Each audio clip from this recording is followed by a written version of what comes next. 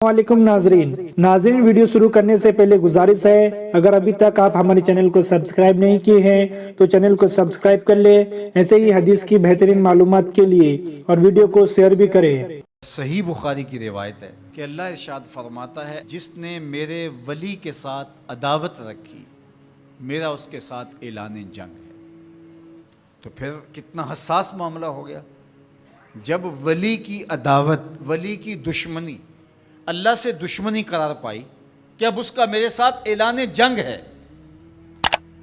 तो अब फिर हमारे लिए ज़रूरी हो गया कि वली को पहचाने कि वली है कौन, कहीं हम उसकी मुखालिफत न कर बैठें और हम अल्लाह जल्ला शानुहु के कहर व ग़ज़ब का शिकार न हो जाएं। तो यहाँ इसी हदीस में जो बुखारी की मैंने आपके सामने रखी कि मेरा बंदा फ़राइज़ की अदायगी के बाद कसरत नवाफल से मेरा कुर्ब हासिल कर लेता है, फिर आँखें उसकी होती हैं, कुव्वतें मैं डाल देता हूँ, हाथ उसके होते हैं लेकिन पकड़ने की तवानाई ख़ास उसमें डाल दी जाती है। फ़कुन तो समअहुल्लज़ी यस्मउ बिही, कान उसके होते हैं लेकिन वो मेरी उस दी हुई ख़ास कुव्वत से सुनता है। हाथ उसके होते हैं लेकिन पकड़ाई की कुव्वत ख़ास तौर के ऊपर मैं उसमें डाल दे। पाँव उसके होते हैं लेकिन वो मेरी अता करदा ख़ास कुव्वत से चलता है। आसिफ बिन बरखिया आने वाहिद के अंदर तख्ते बल्कीस ले आया कि ना ले आया? कुरान ने बयान किया है ना। आने वाहिद में 1 महीना जाते हुए लगता था, 1 महीना आते हुए लगता था। हज़रत सुलेमान अलैहिस्सलाम ने कहा कि बल्कीस आ रही है, बस वो शहर से बाहर पहुंच गई है, तो कोई है जो उसका तख्त लेकर आए, उसके आने से पहले हाजिर कर दे।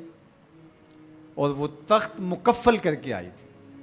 60 हाथ चौड़ा था, 80 हाथ लंबा था और कई हाथ मोटा था।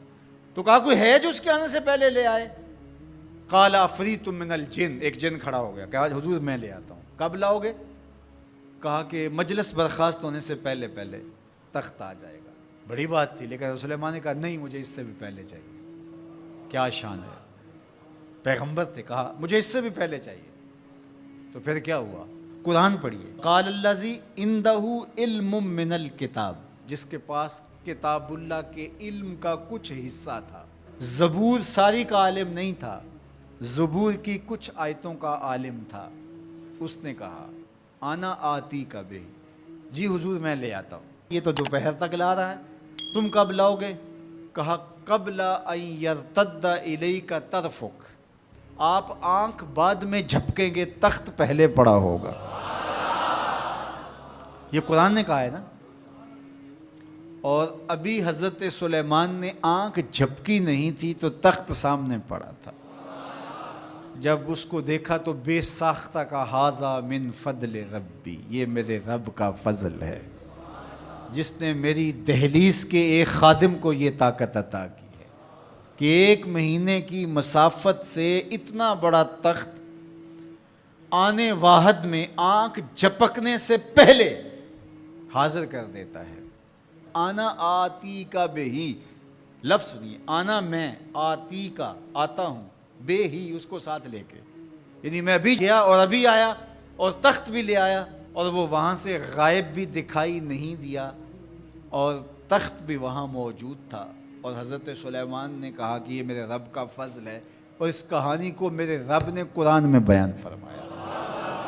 जो करामात पिछले अम्बिया अलैहिमुस्सलाम की उम्मतों के औलिया को हासिल थी, वो इस उम्मत के औलिया को भी हासिल हो सकती। जिस तरह हुजूर नबियों से अफजल हैं, हुजूर की उम्मत बाकी उम्मतों से, और हुजूर की उम्मत के औलिया बाकी उम्मतों के औलिया से अफजल हैं। तो जब उनकी ये करामत हो सकती है कि आने वाहद में तख्त बल्कीस ला सकते हैं, तो अगर इस उम्मत के किसी वली की ऐसी करामत बयान की जाए तो उसमें तबीयत में बेचैनी क्यों पैदा हो? ये तो हज़रत सुलेमान की उम्मत के वली को भी अल्लाह कमाल दिया है, तो मोहम्मद अरबी के ग़ुलाम को क्यों नहीं दे सकता?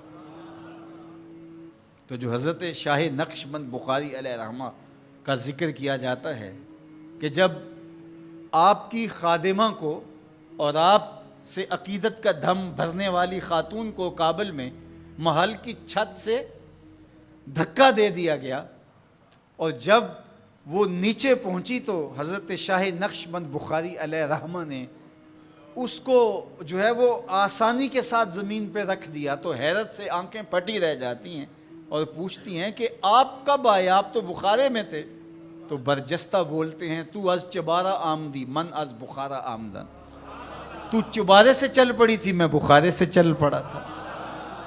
تو یہ حضور کے غلاموں کی شان ہے اور یہ کوئی جو ہے وہ بعید نہیں ہے۔ باقی رہی بات یہ عقل نہیں مانتی، تو معجزہ اور کرامت ہوتے ہی وہی ہیں جو عقل انسانی کو عاجز کر دیں۔ جو عقل میں آ جائے وہ تو فن ہوگا۔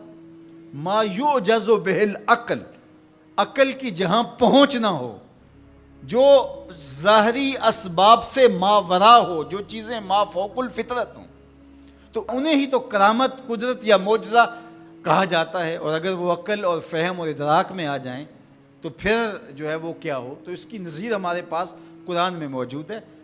اب اللہ کا ولی کون ہوگا؟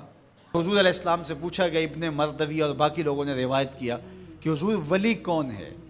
تو حضور علیہ السلام نے ارشاد فرمایا، اذا رؤوا ذکر اللہ، جس کو دیکھو خدا یاد آ جائے، جس کو دیکھنے سے رب یاد آ جائے، جس شخص کی صحبت میں بیٹھ کے رغبت دنیا کم ہو اور رغبت آخرت بڑھ جائے، اس کی صحبت غنیمت سمجھ۔ اچھا، قرآن نے جو ولی کی علامت بیان فرمائی وہ یہ ہے، الذین آمنوا وکانوا یتقون، یعنی ولی کی جو علامتیں ہیں وہ ایمان اور تقوی ہے۔